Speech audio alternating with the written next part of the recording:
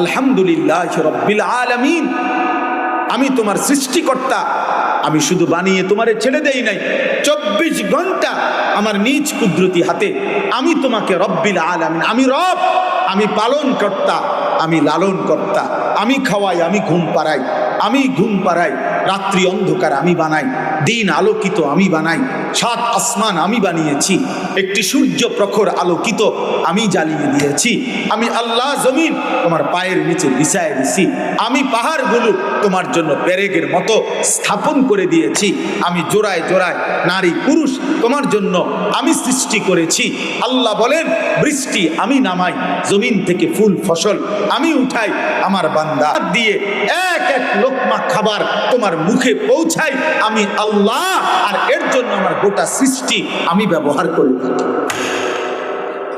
তুমি আমার হাতে, তুমি আমার হাতে, তুমি ভেবো না আমি দুর্বল, তুমি ভেবো না আমি দুর্বল, তুমি ভেবো না আমি দুর্বল। এই নাফরমান, তোমরা যারা এক ওয়াক্ত নামাজ পড়ো না, নাফরমান, তুমি ভেবো না তোর আল্লাহ তোর সাথে পারে না, তোর চাইতে বড় বেটা আসার দিলে ফেরেশতা পৃথিবীর কোনো কুল কিনারায় থাকবে না বেটা। তুমি মনে করো না,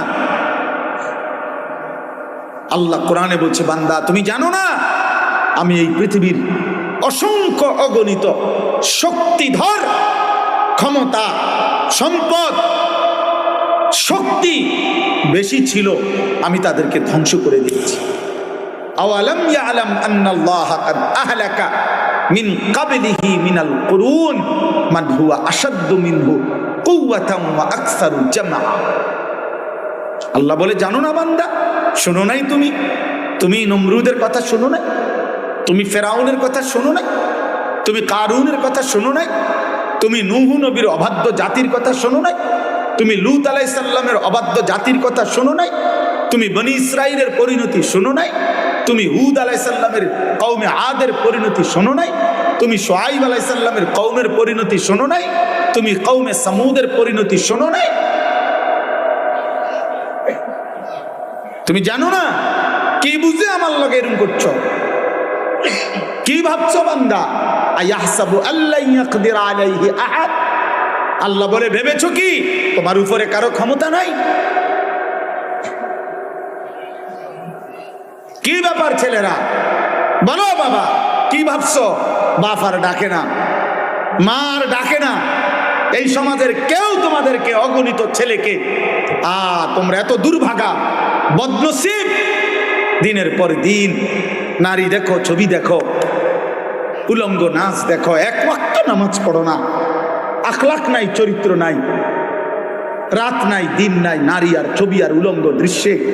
কিন্তু তোমারে কেউ ডাকেও না, কেউ একটাবার বলেও না হাই যুবক, হাই ছেলে, কিরে বাপ তুই কে নষ্ট হয়ে যাইতেছ, তোর কা এরম চেহারা, তোর জীবন এমন কেন? মুসলমানের ঘরে জন্ম নিয়ে 365 দিনে তুমি কেন বাবা একদিনও ফজরের নামাজ পড়ো না? তোমারে কেউ বলে না, কারণটা কি? খোদার কসম, যার উপরে আল্লাহর লানত পড়ে, যার উপরে খোদার গজব পড়ে, তারে গোটা সৃষ্টি ঘৃণা করে, ঘৃণা করে বেটা, ঘৃণা করে।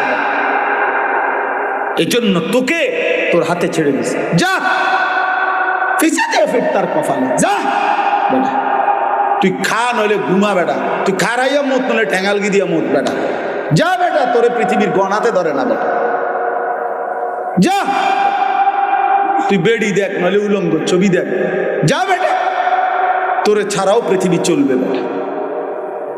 এটা খোদার লানত,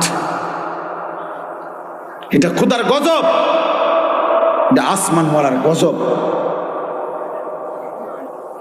নাই তো মাত্র 16 বছর বয়সী ছেলেটাকে এখন আর কেউ ডাকে না, এর চাইতে বড় আফসোস কি?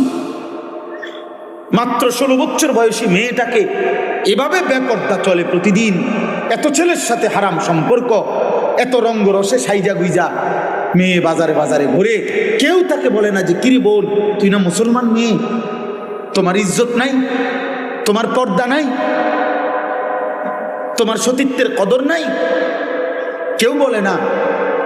কোথায় মা, কোথায় তাইলে বাবা, কোথায় দাদা, কই দাদি, কই নানা, কই নানি, কই চাচা কই, চাচি কোথায়, মামা কোথায়, ফুফা কোথায়, খালু কোথায়, এতগুলো স্বজন কোথায় গেল? এতগুলো স্বজন বেঁচে থাকতে আপন সন্তান, আপন বংশধর এভাবে নষ্ট হয়ে যাবে, এভাবে চরিত্রহীন হয়ে যাবে? ও কি লাওয়ারিস?